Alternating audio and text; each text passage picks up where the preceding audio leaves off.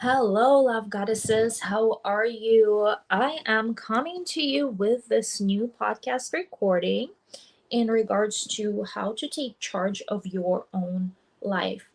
And I have talked on this subject before, but I really want to dive in and truly explore what do I mean by saying taking charge of your life. You might be living in a beautiful family, and you might be like having a thriving business on the side and a beautiful relationship, and you might be happy where you are. So you would be questioning, why do I need to take charge of my life? And you're right. If you are a business owner, most likely you have already taken steps to take charge of your life in certain areas of your life, family, kids, but you might still be questioning, how do I take charge of my own life in the relationship? Or maybe you have been so busy and distracted, and you have put all of your attention towards your kids, towards your work, towards building your business, and then you all of a sudden decided, you know what, I've done all of this. Now it's time to bring my relationship back to the level where it truly deserves to be. I deserve to be happy. I deserve to, for him to be happy. I want us to really have this wonderful, juicy relationship just like it used to be in the past. And then something happened, and where did it all go? I don't know. But this is why you hear. This is why we talking.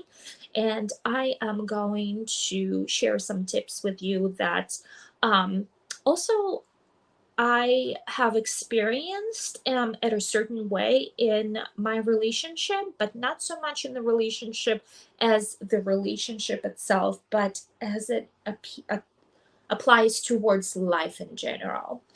And I'm going to share my story. And I'm sure most of you who are listening will relate to that story too.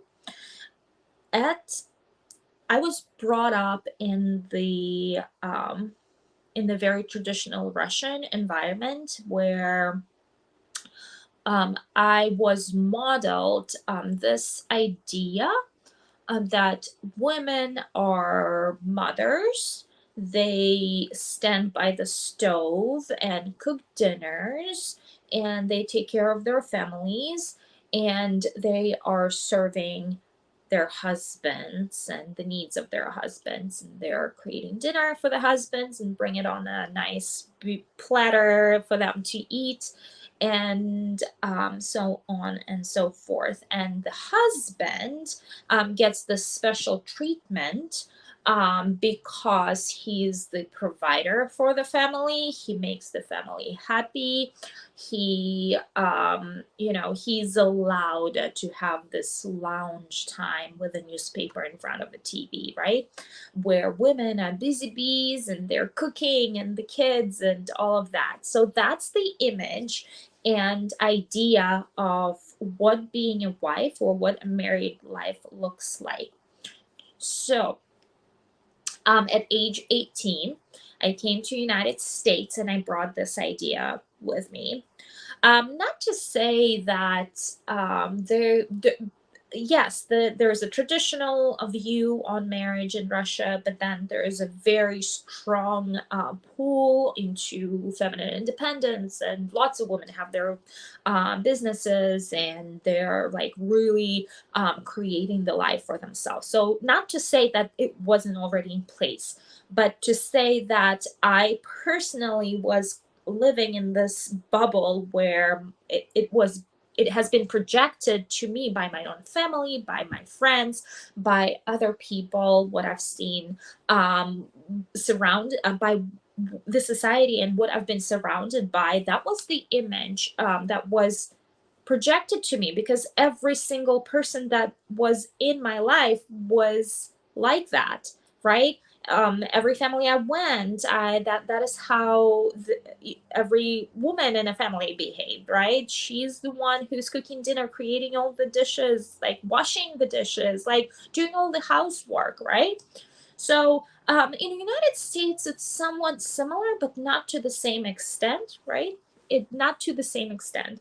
So when I first arrived to United States at age 18, I had this image and idea that I, as a wife, whenever that comes, will be the caring wife, the loving wife, the taking care of my husband and my kids, and creating this environment for my family, and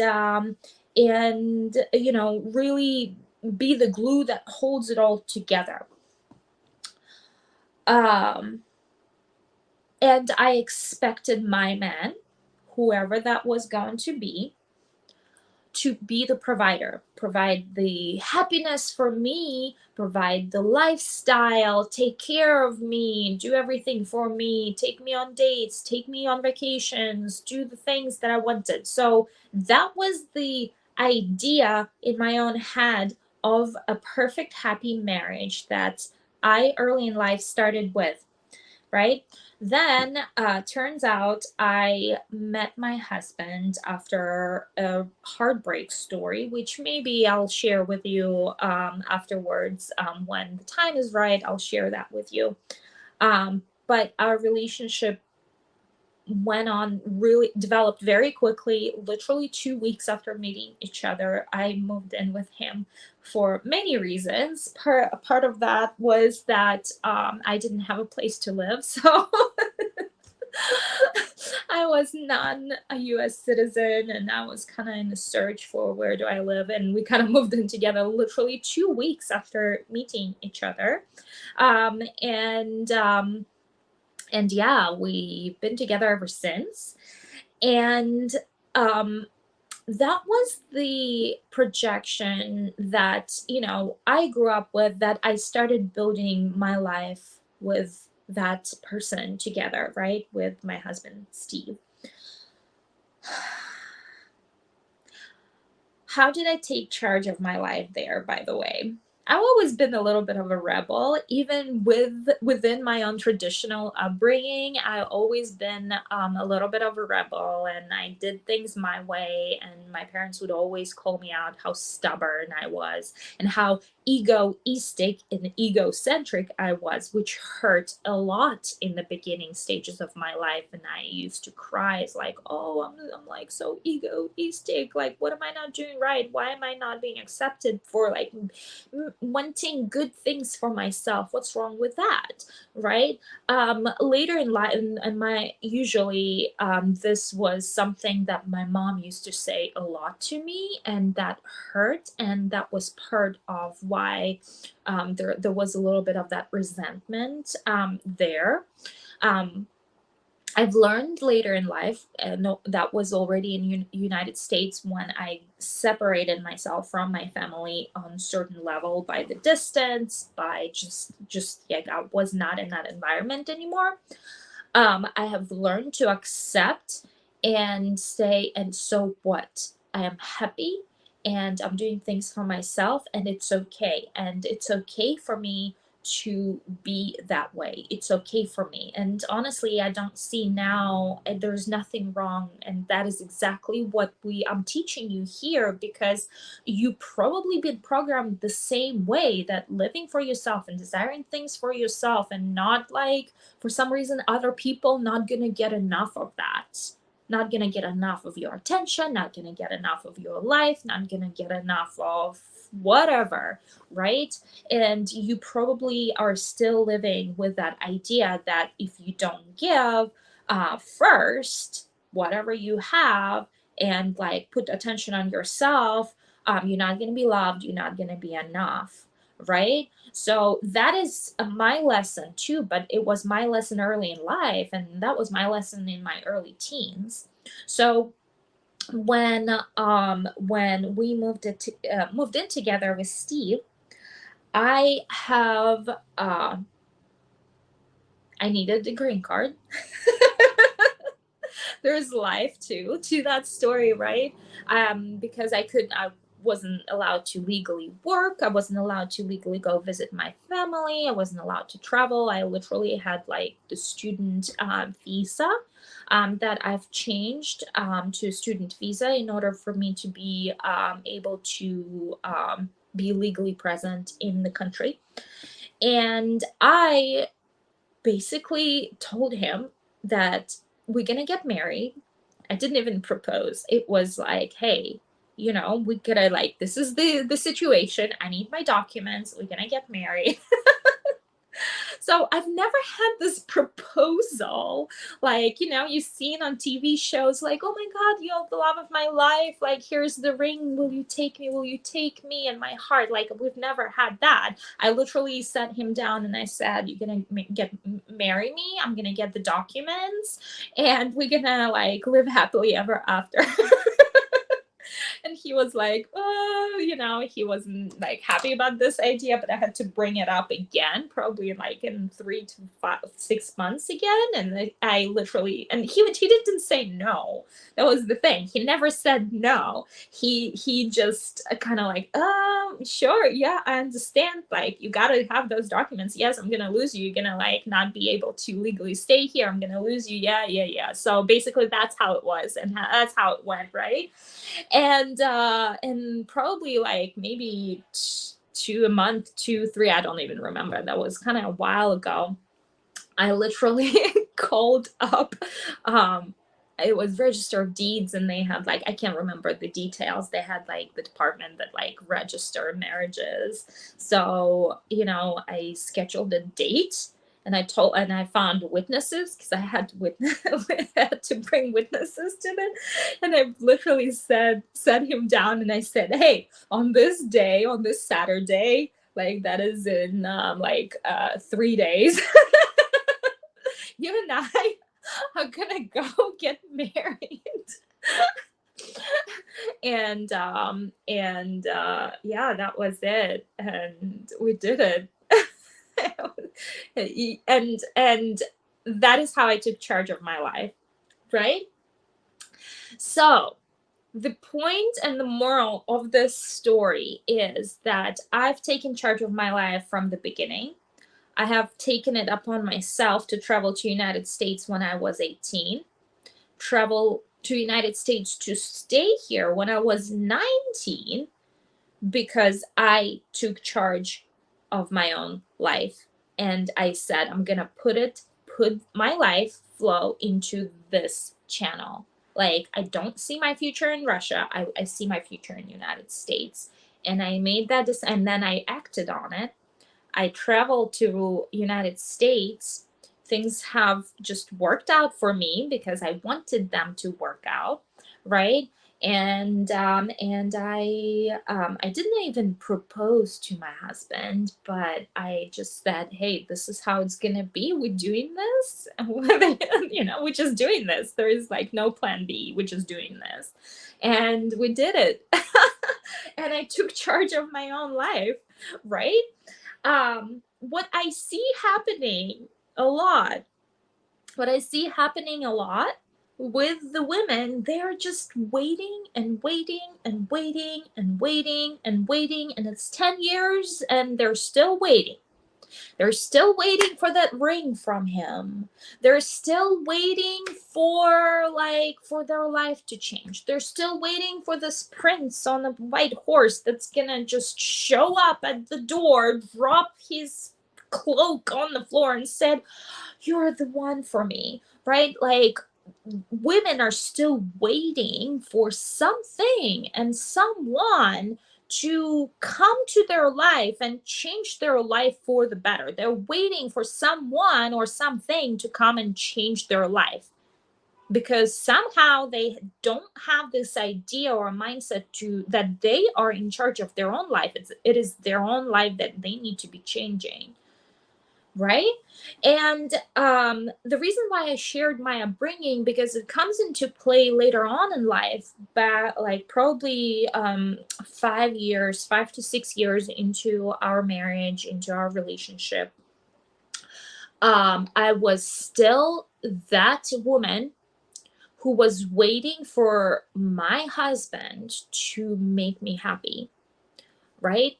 I was very unhappy about our financial situation. I was very unhappy that like we couldn't do things, we couldn't travel. We like basically the finances was my biggest struggle there. And I was waiting from him to do something, to start a business, to pick up like jobs on the side, to whatever. I was putting so much pressure and he on him and so many expectations on him, and he wasn't able or didn't know how to level up to that. He didn't know.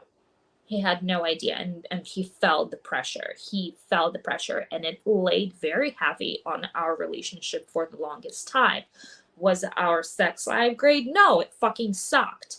We maybe had sex once a month, and it wasn't fun, right? So it was a lot of pressure on the relationship itself. And and one day I said I had enough. And obviously there are a couple of things that has happened. We lost, we were something happened basically, and that was after we've experienced loss of our son.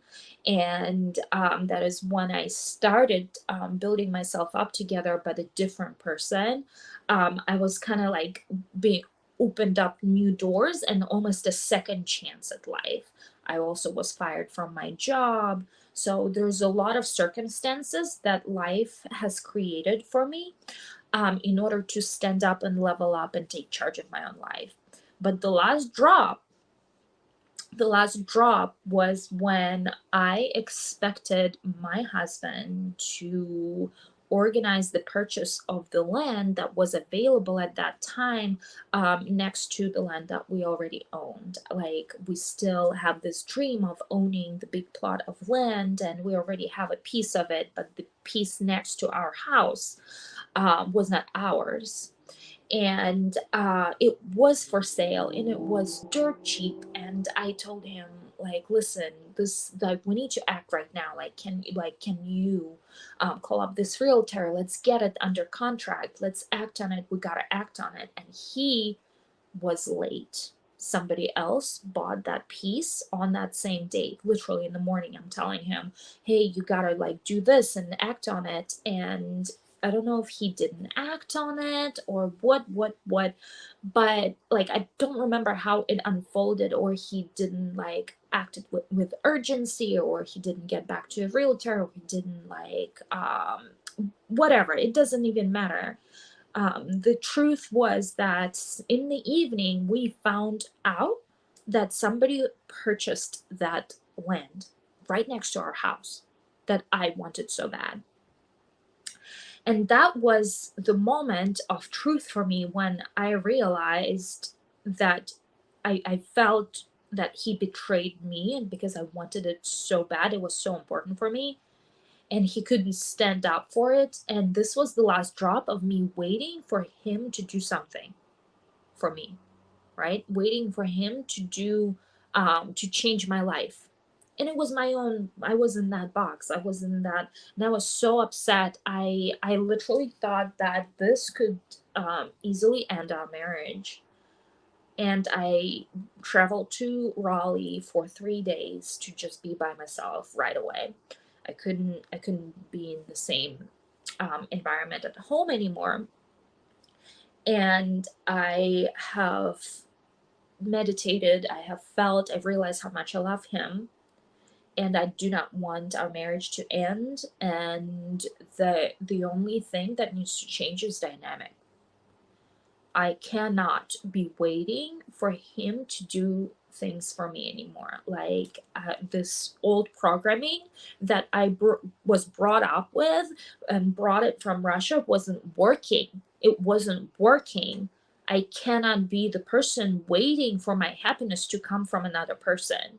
I need to be the one to stand up and take initiative at my own life and take initiative at my own life. And that is what I did. And that is what I did. Did it go smoothly? fuck no. I got myself into first $40,000 debt, then $70,000 debt. So like there's financial abundance and happiness, right? So I had to take that deep and plunge and learn and go downhill and like have so many bumps on the road and take lots of scary jumps and leaps over the Grand Canyon that I keep talking about, and take risks and put my business on a credit card and start this and like take a leap of signing a space for the studio where I knew no one and had no clients and I had no idea how it was going to work out. I did it anyway and was so scary. That what happened when I took charge of my own life. That what happened when I took charge of my own life. But did it all work out in the end? Now, that was probably 2016. We're talking about 2016. 2016 is when I think um, 2015 is when I think that situation happened with the land. In 2016, I remember signing the lease for the studio, and maybe 2014 was the time when I decided to take that initiative back and become take charge of my own life. And now we're 2022. Things are working out. The debt is paid off. Finally, business is having momentum. And did it all work out in the end? Yes, it did. Did I figure it all out? Yes, I did. Did all of the initiatives that I took after that work out? Yes, they did. But I needed to be that person to make that decision and to say, no, I will not wait for anything else to come and change my life. I will stand up and change my own life. I will stand up and change my own life.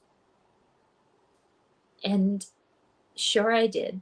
And sure I did. And that is how you change your life. And that is how you take charge of your life. You stop waiting for something or someone to come and create this magical moment for you and everything's gonna change, and you keep waiting and waiting and it's not coming, because that was me. That was me for the first 10 years, right? In marriage. That was me. And you really want to stand up and really say, you know what, I'm not waiting for anything or anyone. I'm making this decision right here and right now. And so it is. And so it is. And with that, my love goddesses, I want for you to know you have the total freedom of making that decision right now and taking that first step, that initiative towards what it is that you are so deeply seeking. Towards what it is that you are so deeply seeking. And my life is a proof that it is possible and things are always work out. And there is only flow of goodness that is coming your way. That's the only option. Thank you so much for tuning in today. I will talk to you later. Have a great day, ladies.